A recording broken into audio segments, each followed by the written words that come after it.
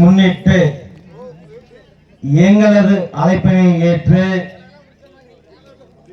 எங்களூருக்கு வந்து மிக சிறப்பாக கலை நிகழ்ச்சி நடத்தி கொடுத்த மௌனாந்திர கலைக்குழு ஆசிரியர்களுக்கும் நடன குழுவினருக்கும் அமைத்த அனைத்து நண்பர்களுக்கும் சகோதரிகளுக்கும் மனமார்ந்த நன்றிகளை தெரிவித்துக் கொள்கின்றோம். முக்கியமாக பம்பை அடித்தவர்களுக்கு பாராட்டுகளையும் தெரிவித்துக் கொள்கின்றோம்.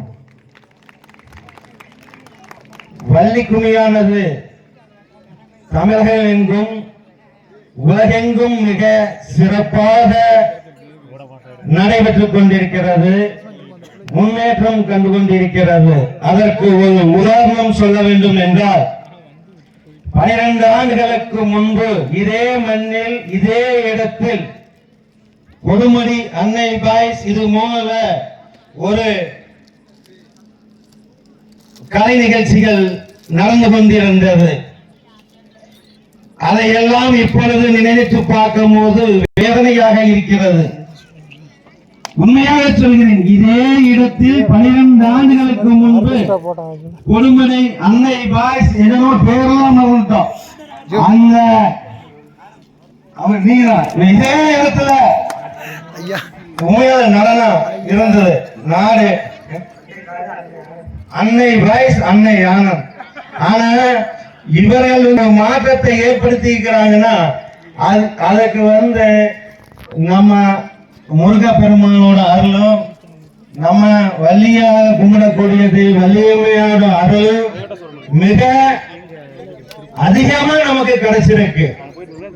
நான் அப்பயே நினைச்சேன், எங்க ஊர் இளைஞர்கள் அன்னைக்கு நான் 12 வயசுக்கு முன்னாடி எங்கூட சேர்ந்த அனைவரும் இதே அந்த ஆடலும் பாடலும் போறதுக்கு இங்கிருந்து அந்த ஜென் சட்ட புழுதியில பயங்கரமா எழுதிட்டு போன ஒரு 4000 பேர் அன்னைக்கே நாங்க இந்த ஊருக்கு வர வச்சு காமிச்சோம்.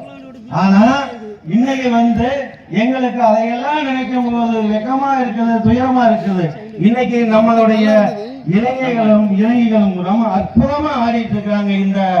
இந்த ஆடலை நம்ம பாராட்டாம இருக்கவே முடியாது. அதுக்கோசரம் மீண்டும் நமது இளம் பிஞ்சுங்களுக்கு மனமார்ந்த வாழ்த்துக்களை கொட்டாப்பிடிகளையும் ஊர் பொதுமக்கள் சார்பாக மீண்டும் தெரிவித்துக் கொள்கின்றோம். இதே போல இந்த மௌனேந்திரம் கலைக்குழு மென்மேலும் வளர்வதற்கு நாங்கள் உறுதுணையாக இருப்போம் என்பதையும் இவ்வேளையிலே மனமுகந்து தெரிவித்துக் கொள்கின்றோம். நன்றி, வணக்கம்.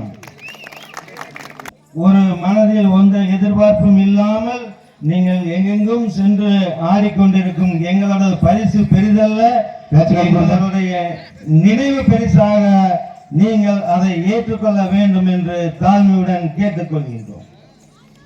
பேச்சில கல்வி கொடுங்க.